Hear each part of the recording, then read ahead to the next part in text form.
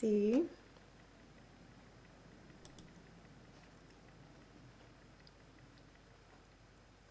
We're almost there. Welcome. Welcome, Wayne. Wayne, man of standard. Thanks for being the first guys here. I want to see. We should almost be ready on Facebook. We want to make sure that we can answer questions there as well. So this will be really good. Thanks for being here. Hey, Jazz. Welcome. MZ Social Butterfly. Welcome. We're just ready to, like, letting people come in. We're on Instagram, we're on Facebook, we're on YouTube. Although Facebook and Instagram is where we are. Is where we're taking all the questions. So get your intimacy questions ready before we get started, because we are definitely going in. I'm going to have fun with this. It looks like it'll be starting in about 30 seconds. All right, we are live. We're live. Let me back up a little bit because I'm too close to this other camera. So you guys will kind of see me doing that. But welcome. This is Let's Talk Intimacy live with me. I'm your host, Naketa Thigpen. I'm so excited to be back with you guys. It's been 2-3 weeks too long.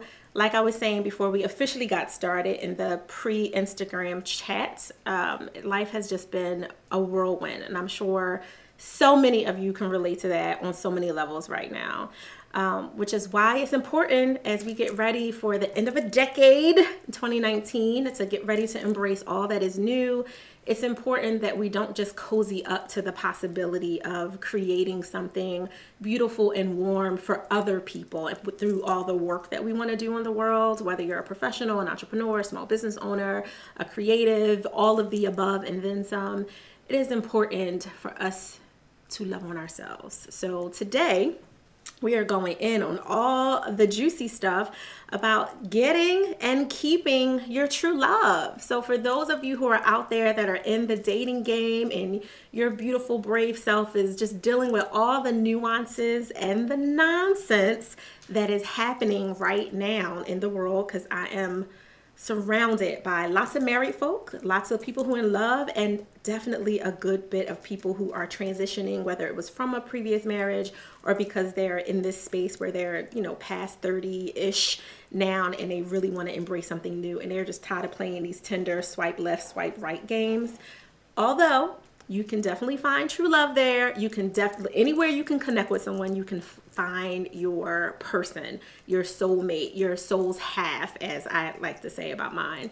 You can definitely do it. It doesn't matter really how you connect with them, but it does matter what happens after the connection gets started. So I want to talk about that, and I want you to send me your questions. If you're on Facebook, send them here. If you're on Instagram, send them there. You'll see my eyes darting around a little bit because I want to make sure that I'm able to get all the questions in. And we do have Joanna should be coming in. Hey, she's right there. You just popped up just as I was saying your name. Joanna's here on Instagram, so she will be helping us just kind of navigate, because I got some nuggets for you guys today and I really want to drop it really, really well for you. So I'm just refreshing the Facebook. I was about to say screen and bot at the same time, but I'm just refreshing that so we can make sure that we have all those questions there too. But wherever you show up is where I'm at, so it's all good. All right, so for those of you who are unfamiliar with who I am, my name is Naketa Thigpen. I'm a balance and relationship advisor for women and men. I say ambitious women in business and a few brave men, because you do have to be brave as a man to want to own up to the fact that there are some things that you want to change to be better, to do better, not just successful in business, but to be successful at home in your personal relationships. And I help you with all of that stuff. I own a company called Thig Pro Balance and Relationship Management Institute. We're a global personal development company, and we deal with all of this from every level of amplifying your intimacy within and across your relationships. Again, personally or at work, if you're an emerging leader or you're a kind of seasoned leader, but you're trying to pivot and to do different things, we have an intimacy advantage. It is my proprietary formula, and it's what I've been working with for well over 9 years as an entrepreneur myself, but 20 plus years as a licensed clinical social worker who is trained in trauma, sex therapy, relationship management, and all that good stuff. So I'm bringing you lots of professional experience from case studies and real life situations, but I am also bringing you 20 plus years of marriage. My husband and I have been together since we were 17 years old. So we grew up together, and it sounds all sweet, but there was lots of trials and tribulations and triumph that we had to navigate through. So I'm speaking personally as well as professionally from the way that I can help you do really well at home, where it matters the most, because that's the stuff that keeps you up at night way more than anything else, but also so it frees you up to be the creative, innovative, productive, high-performing person that you're supposed to be in the place that matters for the community and in the world for how you show up at work. So that's kind of like in a nutshell of who I am and where I'm coming from and why I'm bringing this resource to you with this personal live stream to answer your questions that you submit to me through DM or through Ask Naketa at ThigPro online, however you send them to me. And from some of them, they're coming from my actual clients that I have private and group sessions with that are constantly dealing with different things, and they decided to break the box, stop doing the same thing the same way and do something different, and hired me to help them really engage in a different way so they can do greater in the world. So that's enough about all of that.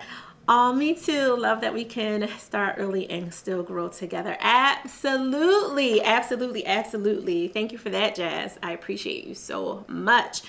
I recognize Miss JoJo.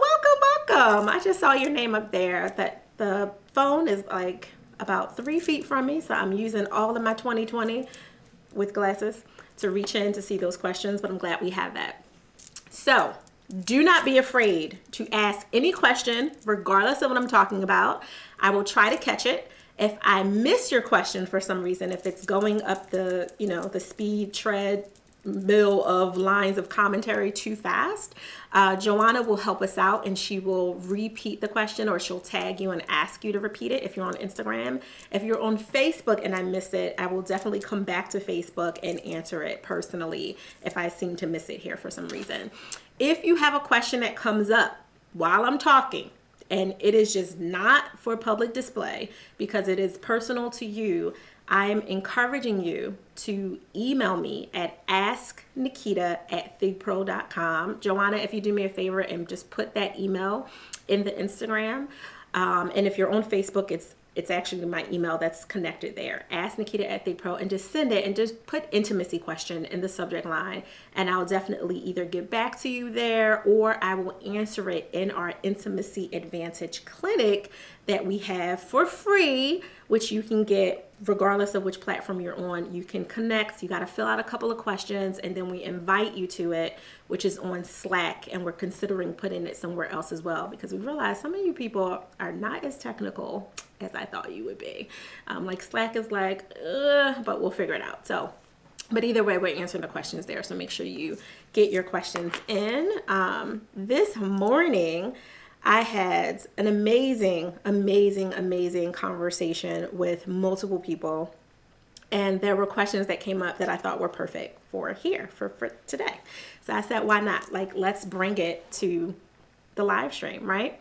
So some of the stuff that's been coming up a lot for our married or coupled folks, people who are in monogamous long-term relationships and trying to settle and be cozy regardless of whether or not they have kids, is they're having a hard time maintaining the relationship that they already have.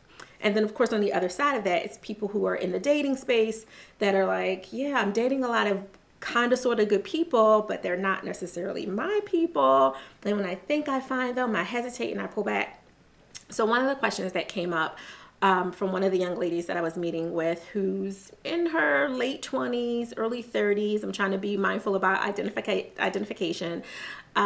She has a very high-powered, multi-six-figure position. She's doing phenomenal at work, but she looked at the other women that are in that organization around her and just realized that they don't have the personal life that she wants. Like, everything that they have is work. And that's a challenge, because for ambitious people, period, whether you're a woman or a man, but especially if you're a woman, it is really challenging to feel like you have to choose. Do everything that I put in academically, professionally, certificate wise, grinding it out, experience, whatever it is that you had to do at work. Do I put that aside because I want to make room for love? Because I really don't want to be lonely when I get home from my 16-hour days, my 12-hour days, whatever the case is, because I want to have someone to take with me to family events and stop having whoever, auntie, uncle, parents, whoever say, when you going to get married? When you going to have a kid? They're just like so tired of it on so many levels. And those of you who are in relationship and are married but are unhappy, and you feel like you're dragging your spouse to these events in these places, and you're barely speaking on your way there. You don't really want to speak when you get there. You're trying your best to put on a good face so that no one else from the family or friends or the coworker party that you're at can, get a little bit of insight, picking up on your energy, like, they're not getting along. And that this isn't a moment. This isn't a flash in the pan. This is a consistent thing that's going on and has been going on. You're unhappy.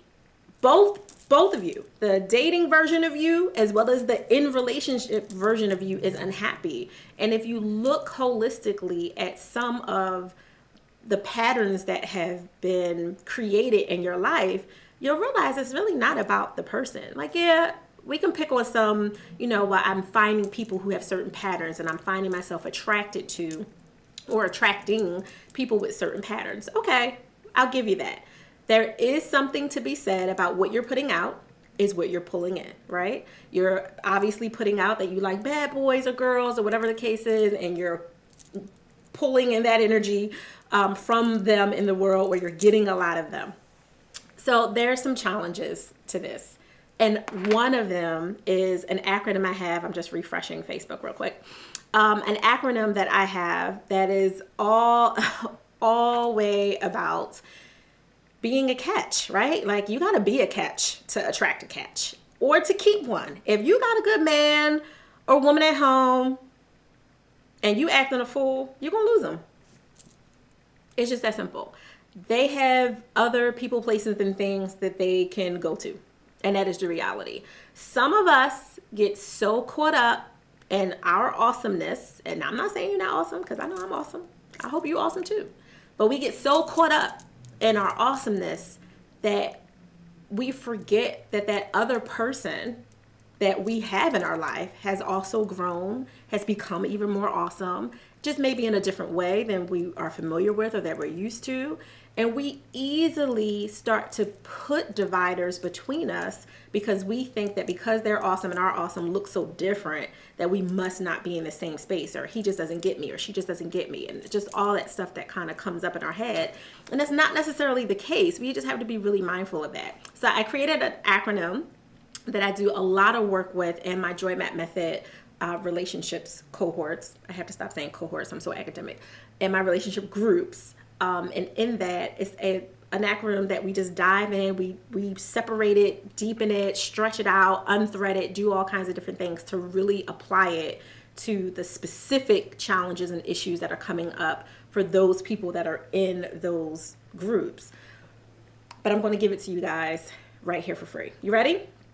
Joanna, help me out and, and put this in the box as well. And if you're ready for it, give me some hearts or some love so I know that you're really ready for it, because I'm about to give it to you, and it's good. It's really, really good. So you ready? You got to give me some hearts or some love, or I'm just going to drink my coffee and sit by the fireplace and pretend that I'm not talking to a camera, right? That's what I'm going to do. So if you want it, give some hearts, get some love, thumbs up. Let me know you're ready. I got a couple. Thank you. I got some smiley faces. Perfect. Because I'm very serious about that. Okay. So the acronym is CATCH. CATCH. And we're going to break it down. I want to be mindful of the time, but we're going to break it down really, really fast. We're going to do it. And you're going to get everything you need from it. So if you are trying to attract your true love, or you're trying to keep your true love, this CATCH acronym is everything that you need. We just have to unthread it a little bit depending on what your specific situations are. But this is umbrella-wise, this is what you need. So the first thing you have to do is for C, the first C in catch. You said you can't hear me? Can everybody hear me? I want to make sure everybody can hear me. Antoinette can't hear me. I wonder if something's going on. And that would be Instagram. Okay, some people are hearing me. Okay, you can hear me. Antoinette, go out and come back in. Maybe there's something crazy happening with the thing. Definitely go out and come back in, because I don't know why that's doing that. I'm sorry. And I'm only sorry because that's my cousin, y'all. So don't say like, why are you apologizing? Because she loved me enough to show up in the middle of her workday. That's why. And she's amazing. Okay. I was just checking on Facebook too. Yeah. Yeah, so go out and come back in. Thank you. Thank you. Thank you. I'm glad you guys can hear me. So CATCH. The first letter is being consistent with your completion. It is extremely important that you are consistent with your completion. So if you say, as a man or a woman, I don't care what your role is in the relationship, if you say that I am going to be the person to, handle the groceries, or I'm the person that does the laundry, be consistent.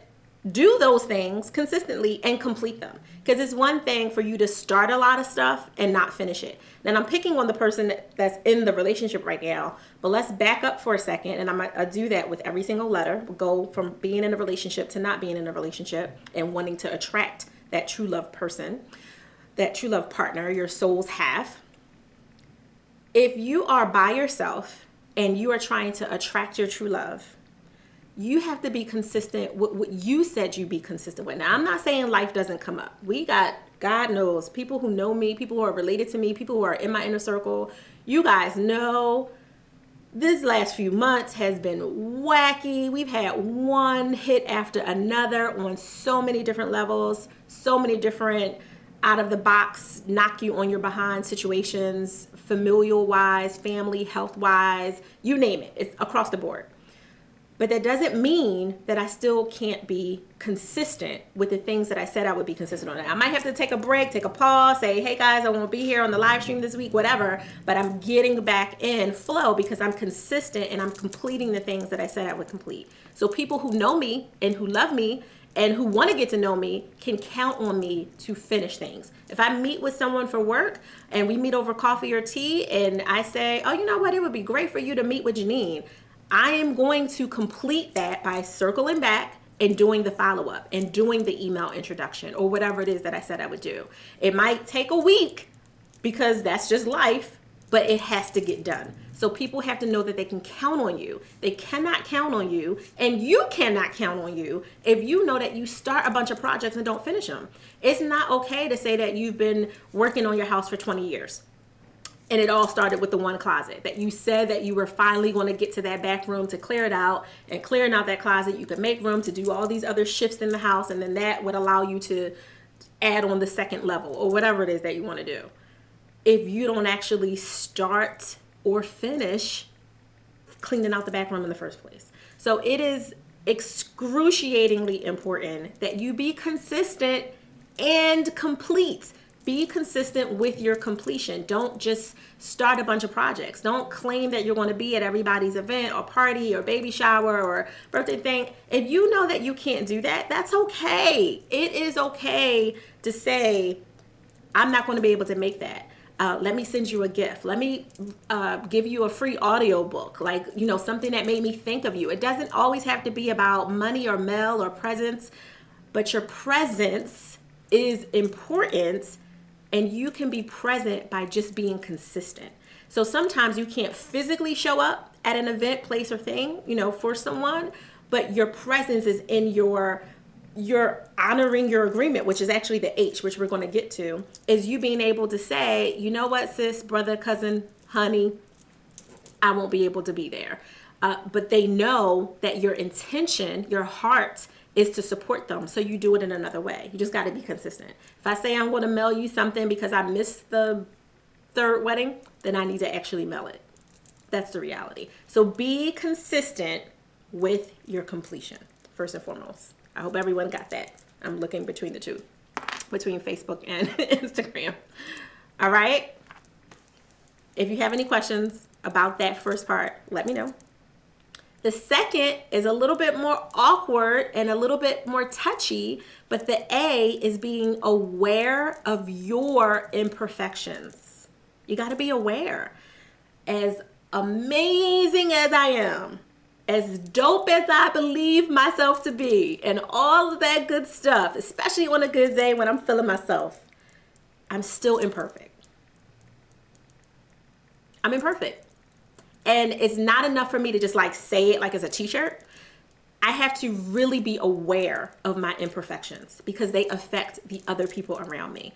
I have family and friends that are like, your gentle honesty is not that gentle. It can come across really raw sometimes. And the edges of it, which are authentic to you, can be hurtful. So I need you to be mindful, Naketa Thigpen, about how gentle is your gentle honesty. I've heard that from more than a few people. And most of them are family and friends. So, you know, they have a challenge with the growth that I have sometimes because our family and friends kind of still see us as the teenager or the young adult or whatever. Like they're still kind of holding on to those more awkward pieces of you when you were really figuring out the figure-outables. And sometimes they do have just like a really hard time adjusting to the new adult, mature, grown version of you. And that's okay. But it doesn't also mean that they're completely wrong about their constructive criticism when they give it to you. I am a reformed loyalist.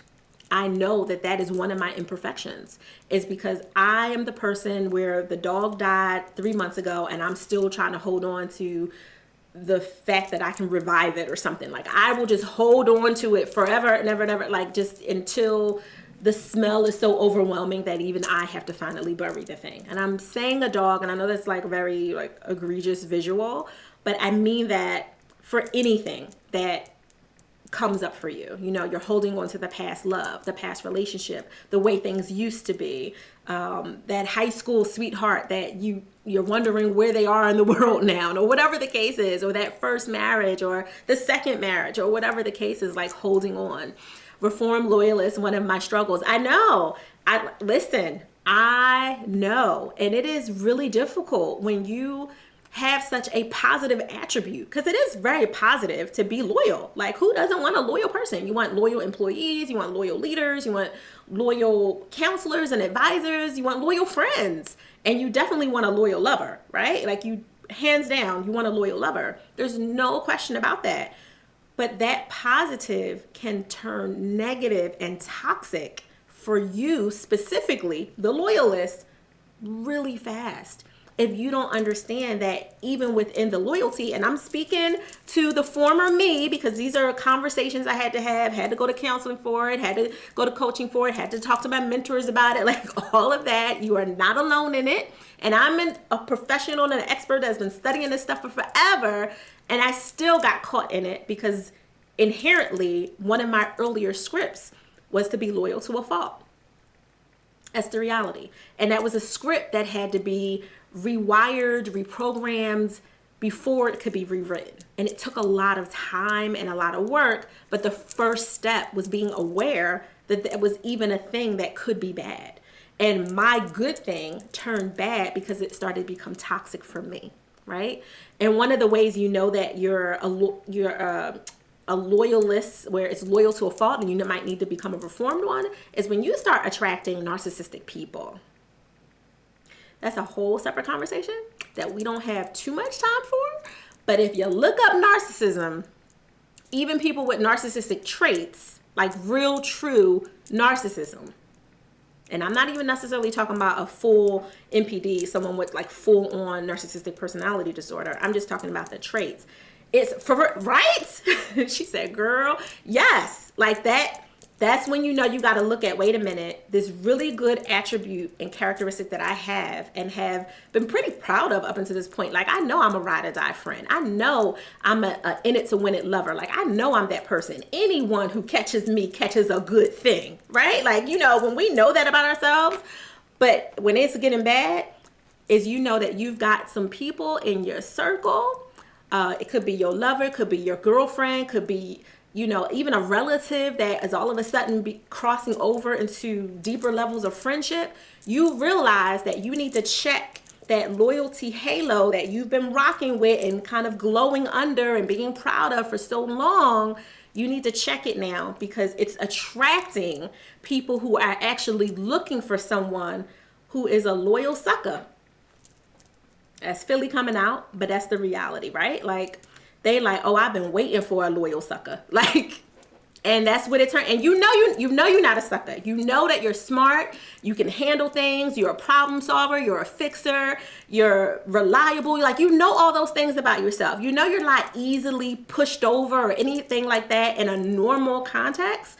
But because of that loyalty halo that has turned from like that white, yellow, bluish light into like black, green gook, it's attracting the wrong person. Yes, just finished reading Don't You Know Who I Am? The book is all about it, and I realized that's what I was bringing to the table because it was what I'm familiar with. Oh, that's a good book. Jazz, if you remember the author, can you put that in there so we can check that out? Thank you. That's a really good one. Yes, that's the reality. Like, first partaker, right? Like, a lot of us were dealing with that. And just like any other addiction, it's something that, yes, you are technically not taking that drug anymore, or, you know, what's the phrase that I'm looking for? You're not filling your void with that particular thing anymore, trying to medicate yourself with the loyalty, the giving, the going after, the showing up, the doing for other people. You're not necessarily doing that anymore, but you are always susceptible to falling back into that hole unless you are mindful and aware of your own imperfections, right? And by doing that as an individual, not only will you clean up that aura space and get all the yucky, gooey stuff from around it. Thank you so much, Jazz. Not only will you clean that all up, but you'll also, and brighten it up so you can attract other people, you'll also be able to recognize when your partner, when you are in a relationship, is falling into those not so great habits of themselves that are impacting you and making you show up that way. So if I'm a reformed loyalist, and my husband knows that, we've been friends for a really long time. Obviously, we've been lovers for an even longer time at this point. With all of that, if he starts to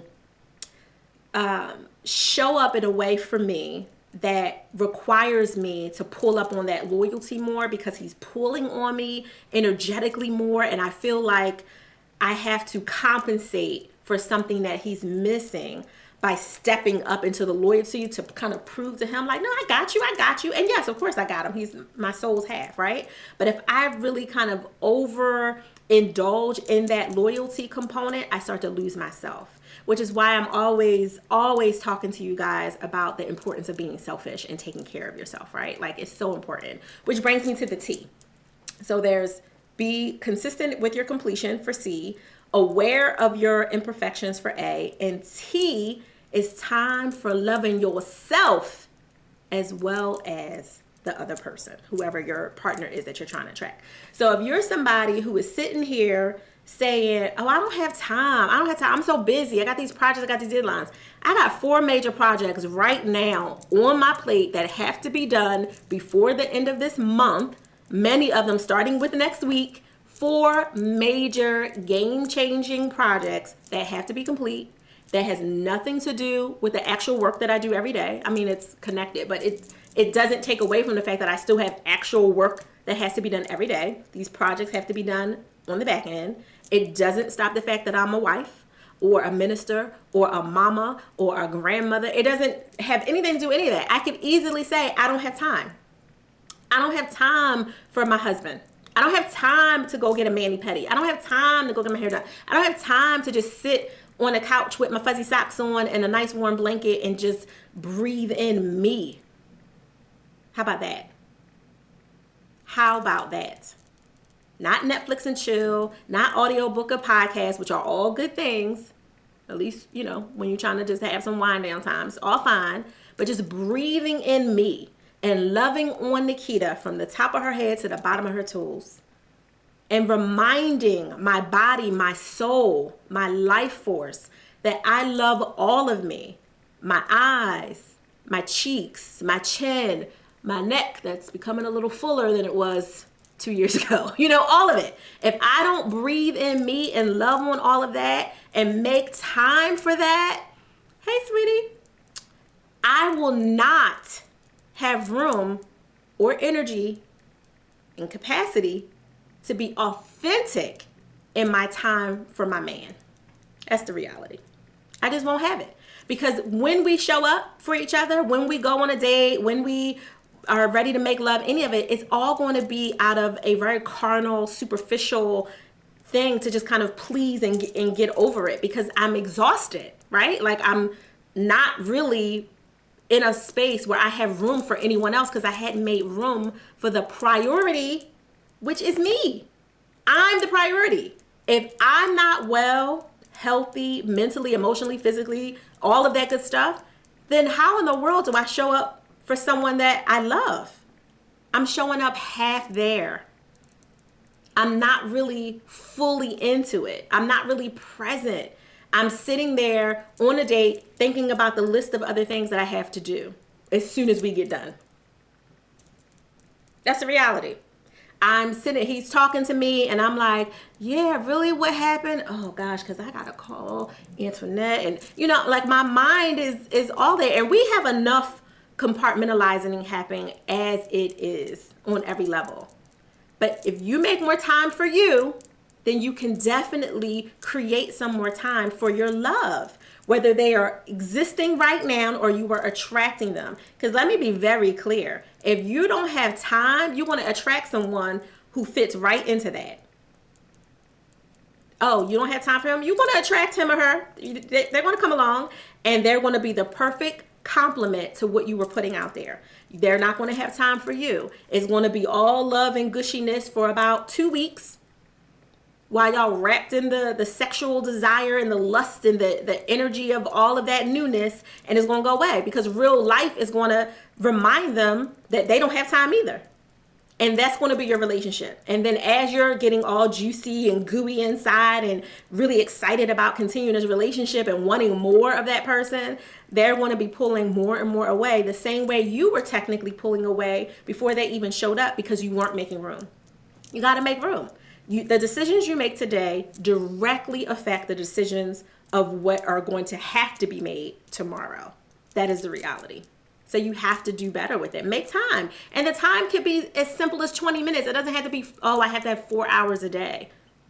I can go and sit and have dinner with my husband for 20 minutes in the kitchen versus sitting on the bed and doing it. That just changed our whole life, right? Like just 20 minutes. And we made a memory. We had a good laugh. Hopefully we didn't talk about business or kids or grandbabies or any of that. 20 minutes changed the whole energy for the week.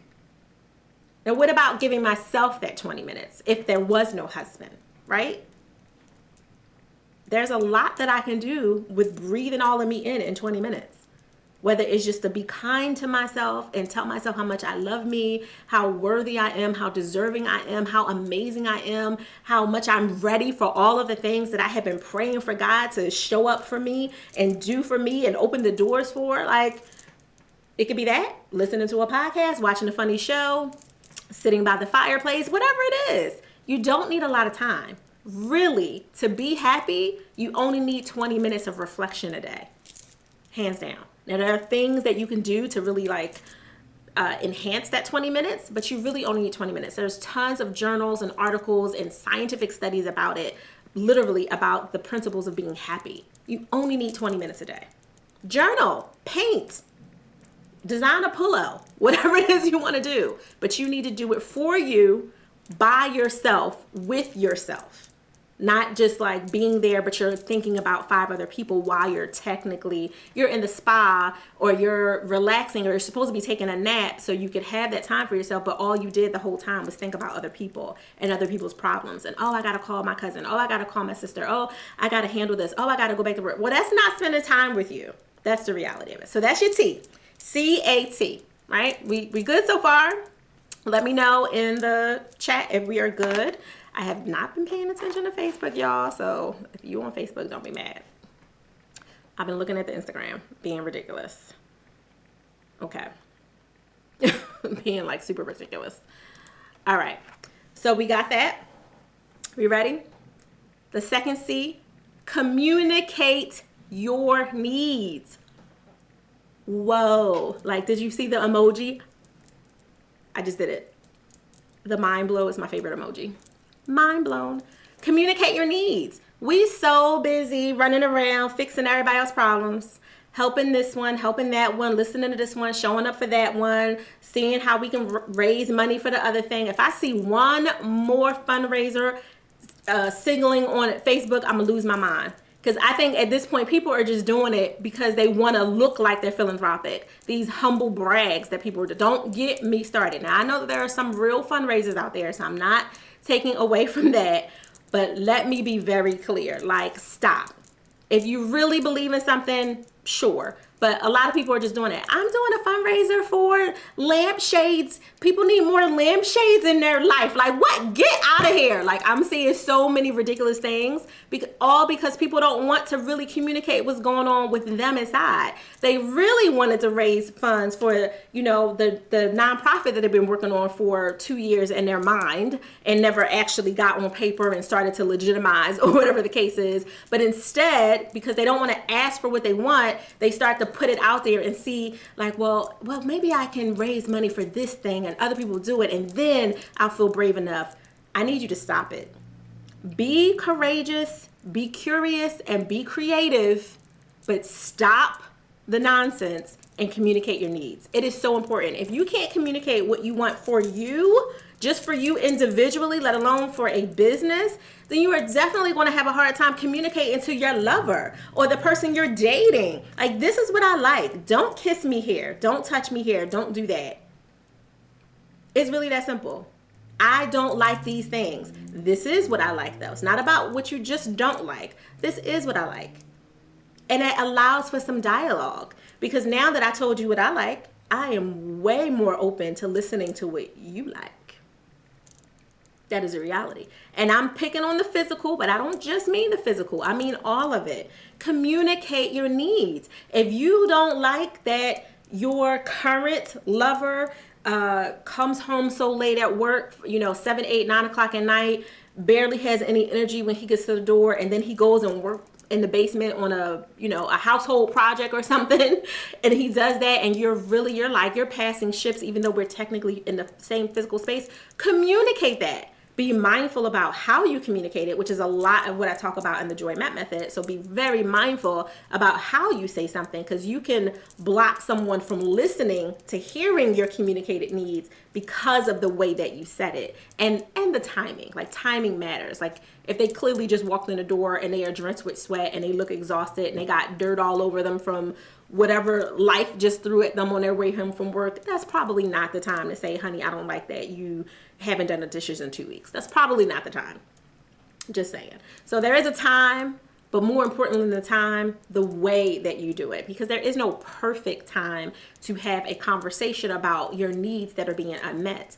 But if you start practicing them now while you're not in a loving relationship, if that is the case in your particular situation, then it gets you ready for what you're supposed to do in that relationship, and it's not nearly as awkward, because many of those conversations are extremely awkward.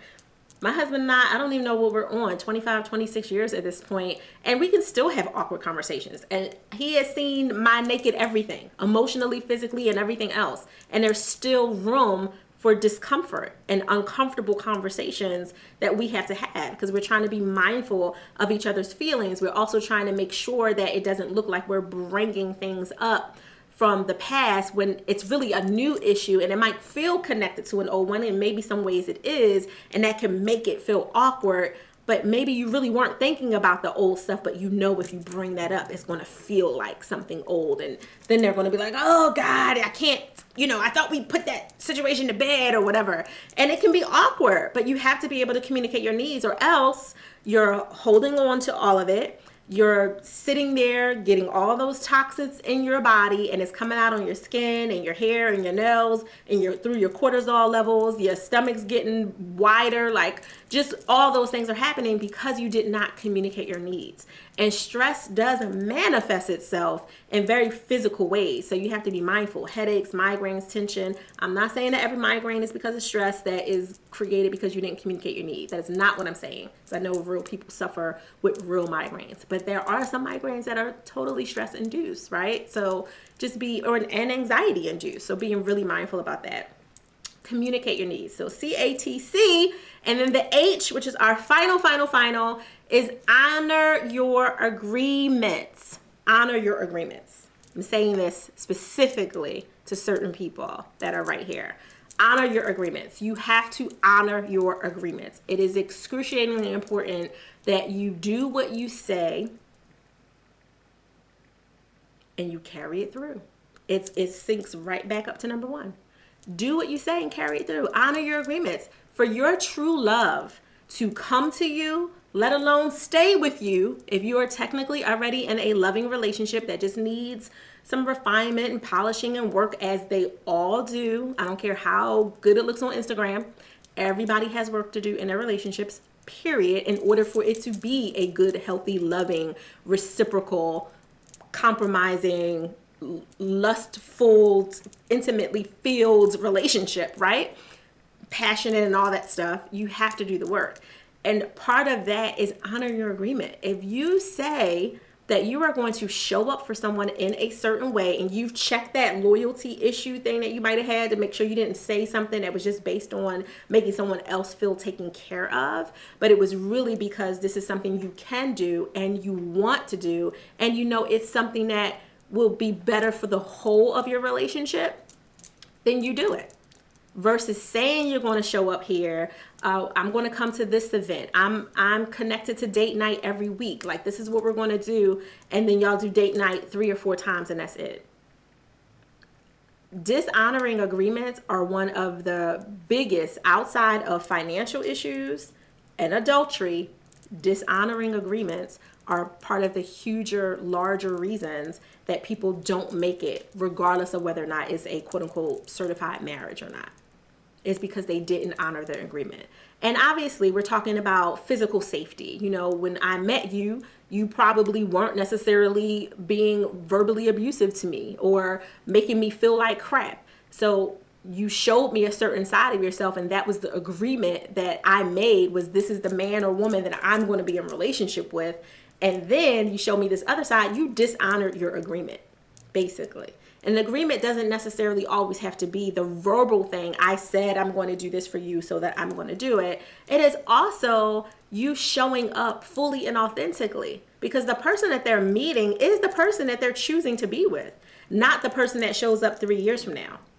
And I'm sure many of you will agree, if you have ever been in a relationship with someone that you were like, oh, when we were together, it was like chandelier swinging and love and, romance and foreplay and all this old good stuff. And that's why he caught me like that. That's what it was. And then at some point, now I can barely get the man to rub my feet, or I can barely get her to sit down and hold my head and stroke my hair. Like, what is happening? And I know there's some brave men out there that are having this very serious issue. They do not feel accepted by the woman who claimed that they would accept them in the beginning of the relationship. Oh, I love everything about you. I don't want you to change for anything. I'm here to grow with you.